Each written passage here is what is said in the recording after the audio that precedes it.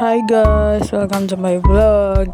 So karon di ay kay magluto ko og mini cake gamit ang itlog, chocolate and Milo. So ang gamit din pangkuan sa leche flan, hulmahan sa leche flan. So mga ingredients itong buhaton para makabuhat nita. Usa pa na magpainit sa tadag tubig. Dayon at tuon din ang paggamitag mga gamit.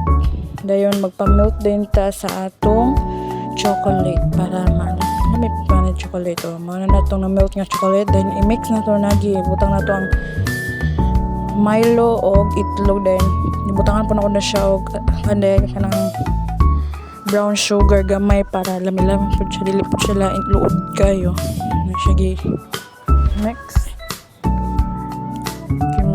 dayo mix na ko para kuan yun yung mga tibugol mix na siya hantod mahuman kahuman ana dapat na atay steamer para dito na to kuan para matibugol mawala.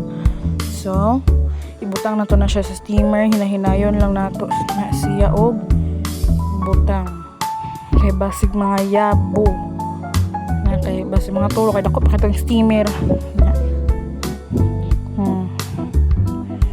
Basta dako kay steamer, hinahinayon siya guyog-guyogon gamay kadugay kay siya mo puro kuan din kana na atong gibutang ang atong mini cake magkaya siya madalantawan pa na ko na sa ubang mga videos magkumana na mo na siya resulta bali doa di akong giluto na pero ano kayo video na isa so mo na siya ito katong isa gikaon na namo rin mo na ang isa.